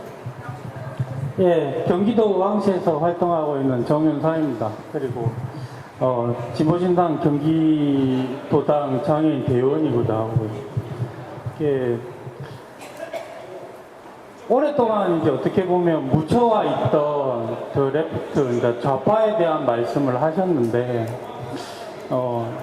조금 이해하기 어려운 부분도 많고 해서 이 자리에서 그 우리 운동 진영에서 이 좌파 의식을 어떻게 생각해야 되고 또 거기에 따라서 어떻게 행동해야 될까에 대해서 좀 쉽고 간략하게 설명해 주셨으면 합니다. 이상입니다. 여기 어렵게. 어렵네요. 이제 우선 이제 좌파 우파라는 말이 프랑스 대혁명 때 생기죠. 프랑스 대혁명이 나고 나서 그 당시 이제 루이 16세가 있을 텐데, 군주제를 계속 할 것이냐, 예를 들면 군주제를 계속 하려면 이제 입헌 군주제로 하고, 아니면 군주제와 결별하여 공화제로 갈 것이냐라고 이제 논쟁이 있을 때, 그 공화제로 가자는 세력이 왼쪽에 모였고, 입헌 군주제로 가자고 했던 세력이 오른쪽에 모였던 데서 지금 우리가 말하는 좌파 우파라는 말이 생겼습니다. 그 당시는 이제 그래서 좌파가 이겼죠. 그래서 루이 16세를 이제 처형하게 되죠. 그래요. 그 다음에 이제 그 흐름이 이제 1848년으로 내려오면 이제 귀족 계급들을 다 물리치게 되니까 무산자 계급과 유산자 계급으로 구분이 됩니다. 옛날에는 귀족과 평민이었다면 이제 귀족 체제가 물러나니까 무산자냐 유산자냐. 그래서 무산자들은 평등을 주장하고 유산자들은 자유를 주장하게 됩니다. 그래서 자유주의냐 사회주의냐 이렇게 나눠지죠. 그것이 지금까지도 어떤 면에서 유효하다고 할 수 있습니다. 그러니까 좌파는 좀 급진적인 변화, 그 다음에 나아가서 평등주의, 자유주의보다는 평등주의, 또 가난한 사람들, 사회적 약자들, 소수자들을 기본적으로 보듬는 이런 그런 점에서 제가 생각하기에는 지금 이 자리에도 같이 제가 아까도 지적을 됐습니다만은 정말 배제된 사람들, 이중의 배제, 가장 낮은 곳에서부터 보듬어 나가는 이런 것이 좌파의 어떤 기본 가치이고 정신이 아니겠나, 저는 그렇게 생각을 합니다. 그냥 짧게 말씀을 드렸습니다. 자, 우리 간중제도 OX 퀴즈 준비되어 있습니까? 네. 우리 OX 퀴즈 잠깐 하고 넘어가도록 하겠습니다. 퀴즈는 들으시는 분들이 대답하는 게 아니라 우리 홍세아 대표님이 제가 대답을 대답하는 하시는 거예요? 그래요? 네. 노들에서 활동하고 있는 자동에 들어갑니다. 네. 아, 이거 틀리면 어떡하죠? 좀 재밌게 하는데 좀 그 분위기가 좀 자신 없는데 어쨌든 제가 이렇게 그 홍샤 선생님께 그 질문을 드리면 OX해서 맞추셔야 됩니다. 근데 이제 약간 주관적인 답변이 있어요. 그거는 이제 5초 안에 대답해야 되고 그 시간 지나면 이제 틀린 걸로 하겠는데 제가 벌칙을 드리지 않으면 재미가 없을 것 같아서 벌칙은 저 우리 교장 선생님하고 한번 틀릴 때마다 김광현 선배님께 어쨌든 뭐 수행하도록 이렇게 하겠습니다. 그러면 제가 이렇게 벌칙을 대신 받는 겁니다. 네. 첫 번째 문제는 이제 그 OX라고 하면 좀 힘든데 어쨌든 무킨 만만해서 아까 투쟁과 다이어트라는 곡에서 그 왜 내가 이러고 있나 라는 가사가 있는데 실제로 이렇게 프랑스에 계실 때 이렇게 생각하신 적이 있다 없다? 없습니다. 없다. 네. 근데 정답이요? 이게 어쨌든 정답이 뭐야 이게? 네, 이제 본격적으로 연습 문제 겸해서 하는 거고요. 네, 본격적으로 들어가겠습니다. 그 전장년이라고 약칭으로 많이 쓰는데 이게 원래 전체 이름은 명칭은 어떻게 되는지? 전국 장애인 철폐 맞습니다. 장애인 철폐 투쟁연대. 야, 박수 한 번만. 맞죠? 맞습니다. 그 정도는 좀 애교로 이 많은 분들이 전국 장애인 철폐연대라고 많이 부르십니다. 전국 장애인 차별철폐연대. 차별철폐연대. 벌칙 하나 준비해놨습니다, 제가. 여기 심사위원들은 앞에 계신데 뭐 이렇게 마지막으로 해드릴까요? 어떻게? 틀렸어요. 벌칙 하나. 예. 전국 장애인 철폐연대가 아니라 전국 네. 장애인 차별철폐연대. 네, 그래서 교장 선생님이 어쨌든 여기 참여하신 분들한테 귀여운 표정 한 번만. 아니 왜 내가 벌칙을 받아? 이렇게 하면 귀여운 표정. 안 귀여우면 안 됩니다. 귀여워야 됩니다. 아니 대표님 왜 내가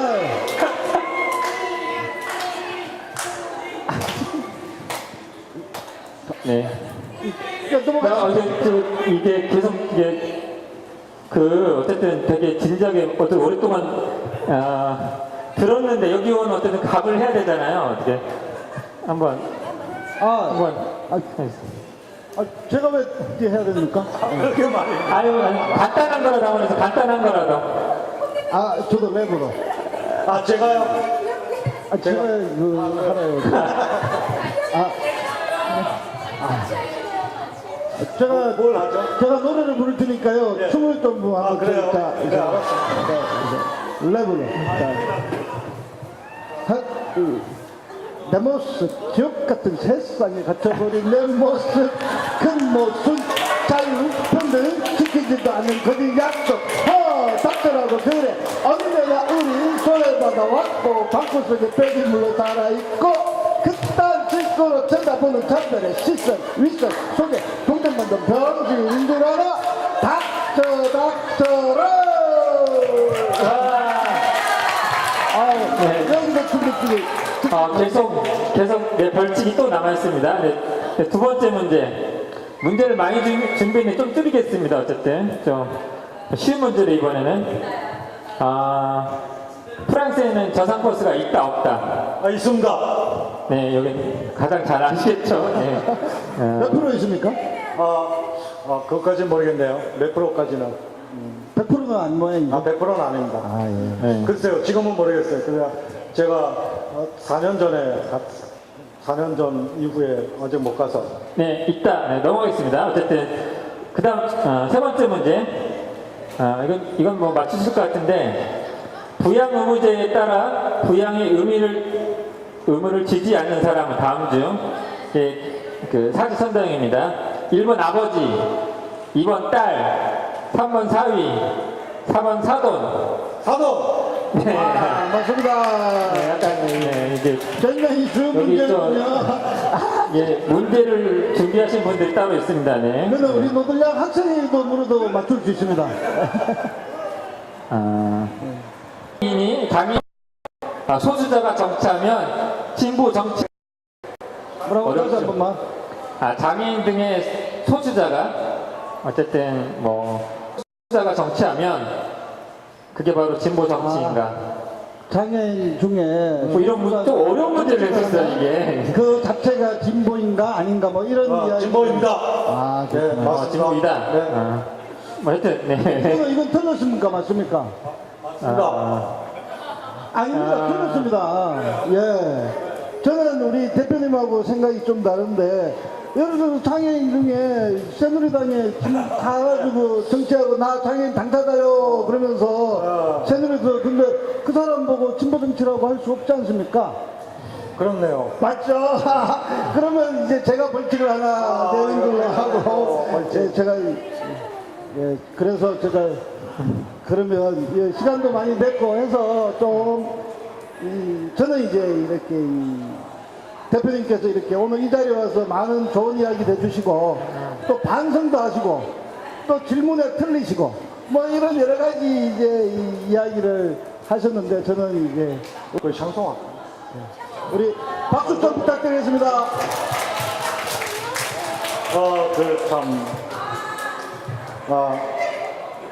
그냥 저 마로니에 부르겠습니다. 루루루루루루루루루루루루루 지금도 마로니에는 비고 있겠지. 눈물 속에 밤비가 흘러내리듯 인자 잃은 술잔에 어리는 그 얼굴 청춘도 사랑도 다 마셔버렸네. 그 길에 마로니에 잎이 지던 날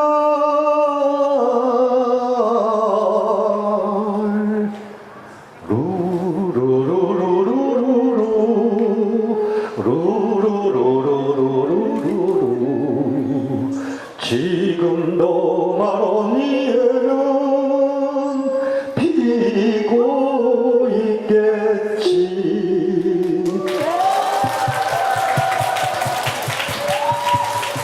고맙습니다. 고맙습니다. 지금 이제 9시로 달려가고 있습니다. 이제 우리 마지막으로 이렇게 이제 정리하는 발언으로 이 자리를 마치도록 하겠습니다. 우리 김광희 우리 이 동지께서 좀 이 진행하면서 한마디로 정리를 좀 해주시고요. 제가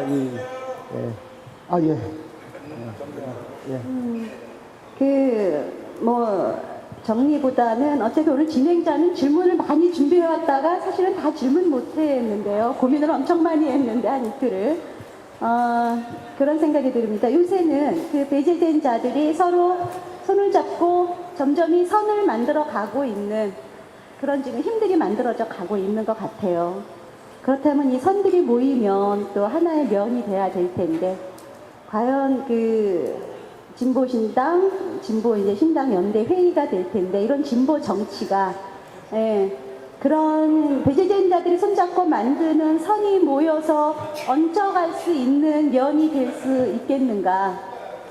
난 그래서 정말 같이 쓰면서 항상 그 마인드를 회복하는 성찰의 과정을 같이 밟을 수 있겠는가?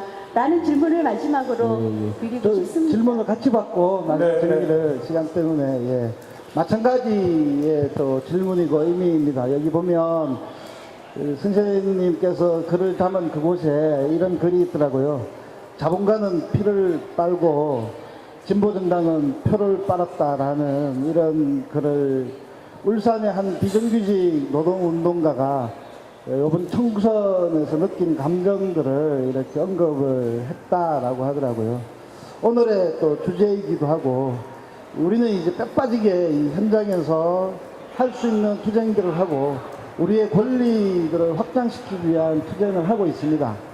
그런데 이제 아까 질문도 마찬가지이고, 그래서 지금의 이 시대에 진보 정치, 그리고 또 진보 정당, 그리고 우리가 소수자의 권리를 확장시키기 위해서 투쟁하는 이것이 어떻게 만나더라도 잘 만나야 될 것 같은데, 그 만나는 방법과 그것이 어떻게 확장될 수 있는가, 그리고 이것이 어떻게 실현될 수 있는가에 대해서 마지막 굉장히 어려운 질문이겠지만은 정리를 해주시면 고맙겠습니다. 우선 이제 이렇게 같이 만나서 대화를 나눌 수 있어서 참 좋았습니다. 많이 또 지적되고 배우고 성찰 반성할 기회도 가졌고요. 이 두 가지를 간단하게 말씀드리고 싶습니다. 하나는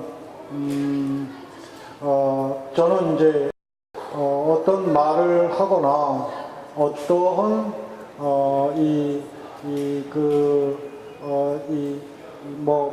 지향을 얘기하거나 하는 것보다 가장 중요한 것은 그가 발을 어디에 딛고 있는가다. 무슨 말을 하건 무슨 생각을 하건 이거보다 더 중요한 것이 발을 어디에 딛고 있는가, 즉 처지를 같이 하는 것. 그런 점에서 이 배제 문제, 배제당한 몫을 빼앗긴 사람들의 처지에서 같이 고민하고 같이 운동하고 같이 활동하고 그래서 이 층위를 높이기 위해서 같이 노력하는 이것이 진보 정치가 되어야 하지 않겠나라는 그런 말씀을 드리고 싶고, 두 번째로는 그럼 어떻게 획득할 것이냐라는 점에서 18세기의 프랑스의 계몽사상가입니다만은 이런 말을 했습니다. 광신자들이 열성을 부리는 것도 수치스러운 일이지만 지혜를 가진 사람이 열성을 보이지 않는 것 또한 수치스러운 일이다. 광신자들은 광신이기 때문에 열성을 보입니다. 그렇다면 과연 우리처럼 지혜를 가진 이런 방향으로 가야 한다 라는 것을 알고 있는 사람들이 열성을 보이지 않는다면 과연 우리는 질 수밖에 없다 라는 점에서 근대 시민의식의 핵심으로 참여와 적극성을 말하고 있는 것이죠.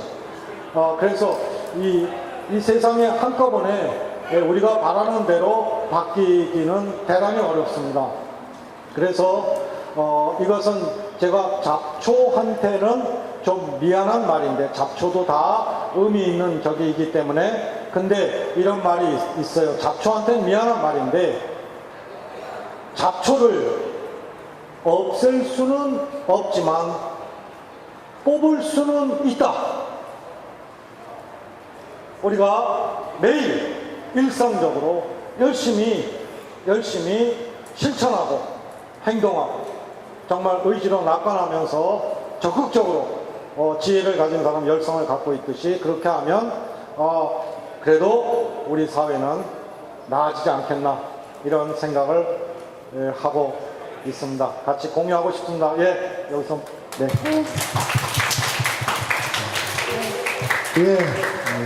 열성적으로 참여하는 과정 속에서 함께 만날 수 있을 것 같다라는 느낌이 팍 오는 것 같은데요.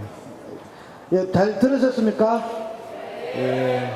이렇게 오늘 긴 시간 동안 이렇게 홍시아 대표님하고 이렇게 토크쇼, 이야기마당을 함께해서 저희들도 참 힘이 됩니다. 지금 저 자리에서 장애 등급제, 보양무제 폐지를 위해서 21일째 농성을 하고 있습니다. 우리는 이것이 폐지될 때까지 투쟁할 겁니다. 물러서지 않고. 그럴 수 있죠? 그 길에 함께 해주시면 감사하겠습니다. 우리 홍시아 대표님과 그리고 또 진보신당이 또 같이 함께 해주시면 고맙겠습니다. 그리고 우리랑 투쟁하는 모든 이들이 함께 해주시면 힘내서 투쟁해서 반드시 폐지하겠습니다. 그리고 오늘 이렇게 당 대표님으로서 이렇게 나오셔서 이렇게 함께 가까이 또 이렇게 이야기할 수 있어서 저는 굉장히 힘이 됩니다. 그리고 특별 손님으로 우리 무키무키 만만수 와주셔서 감사합니다. 그리고 이 자리에 오신 모든 분들께 감사드리고요. 특히 오늘 야학에서 파업을 하고 파업이 수업 거부 아니다. 이 현장 수업을 하러 오셨습니다. 이렇게 여기 오신 모든 분들께 감사드리고 승리할 때까지 열심히 투쟁하겠습니다. 우리 박수로 정리하겠습니다.